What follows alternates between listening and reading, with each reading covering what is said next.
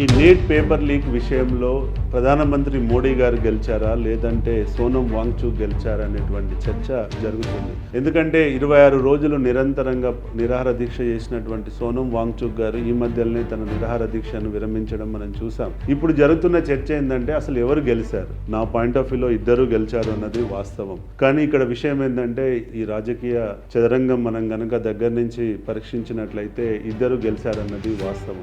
ఇవాళ మనం గ్రహించాల్సింది ఏంటంటే సోనం వాంగ్చుక్ గారు కఠినమైన చట్టాలు చేయాలి అని చెప్పి తను చెప్పడం, ప్రభుత్వం నుంచి అకౌంటబిలిటీ కావాలి అని తను కోరుకోవడం, ధర్మేంద్ర ప్రధాన్ గారిని రిజైన్ చేయాలి అని చెప్పి తను కోరుకోవడం, దానికోసం ఒక నిరాహార దీక్ష చేపట్టడం జరిగింది. ఇందులో మనం చూస్తే తను అడిగినటువంటి అన్ని డిమాండ్స్ అన్ని ప్రభుత్వం యాక్సెప్ట్ చేసింది. అంటే మీనింగ్ ఏంటి?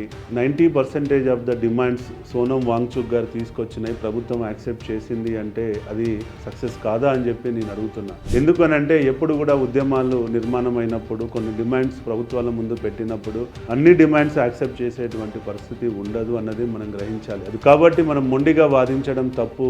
ఎందుకంటే ఏది కూడా తెగేదాకా లాగొద్దు అనేది మనం వింటుంటాం. ఇక్కడ సోనం వాంగ్చుక్ గారి డిమాండ్స్లో 90% ప్రభుత్వం మేము చర్యలు తీసుకుంటాము అని చెప్పారు అని అంటే సోనం వాంగ్చుక్ గారు ఒక వైపు గెలిచినట్టే. ఇక రెండో వైపు వస్తే ఎట్లాగూ చట్టాలు చేయాల్సిందే. ఎందుకనంటే లాస్ట్ ఈ పేపర్ లీక్ అనేది మేలో జరిగింది. మే తర్వాత వచ్చిన ఫస్ట్ పార్లమెంట్ సెషన్ ఇప్పుడే జూలైలో ప్రారంభమైంది. కాబట్టి ఈ సెషన్లో డెఫినెట్గా పేపర్ లీక్ పై ప్రభుత్వం యొక్క వైఖరి చెప్పాల్సిందే, ఏం అనుసరించాల్సింది చెప్పాల్సిందే. సో అది సోనం వాంగ్చుక్ అడిగితే ఏంటి, అడగకుంటే ఏంటి, ఎట్లాగూ మోడీ గారు చేయాలి ఈ సెషన్లో దానిపై చర్చ పెట్టాలి అని అనుకున్నప్పుడు సోనం వాంగ్చుక్ గారిని నిరాహార దీక్షకు విరమింప చేయడమే మోడీ గారి యొక్క సక్సెస్ అన్నది ఇక్కడ మనం గ్రహించాలి. జంతర్ మంతర్లో ఉన్న అటువంటి జెన్జీ బ్యాచ్ అందరికీ మోడీ గారు ఒక హామీ ఇవ్వడమే తన యొక్క సక్సెస్ అని చెప్పి మనం భావించాలి. ఎందుకంటే ప్రభుత్వాలు కొన్నిసార్లు మొండిగా ఉంటాయి, కఠినంగా ఉంటాయి. కానీ మోడీ గారు అలా వెళ్లకుండా తను ఒక స్టెప్ దిగొచ్చి మన భారతదేశ యువత యొక్క భవిష్యత్తు దృష్ట్యా కానీ ఇప్పుడు భారతదేశం ఒక గౌరవాన్ని కాపాడడం దృష్ట్యా అయినా కానీ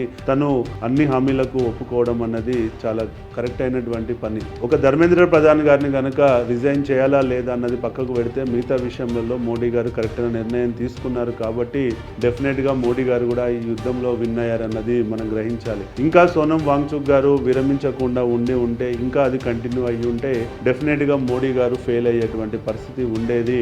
తను త్వరగా విరమింప చేశాడు కాబట్టి మోడీ గారి యొక్క చాతుర్యం వర్కౌట్ అయింది. కాబట్టి ఈ విషయంలోకి వెళ్తే ఇద్దరు విజయం సాధించారు. కాబట్టి ఇద్దరికి మనం కంగ్రాచులేషన్స్ చెప్పాలి. మనము ఇలాంటి ఉద్యమాలు రాకుండానే ప్రభుత్వాలు మంచి చర్యలు, తగు చర్యలు, ప్రొయాక్టివ్ చర్యలు తీసుకుంటే బాగుంటుందన్నది నా ఉద్దేశం. జై హింద్.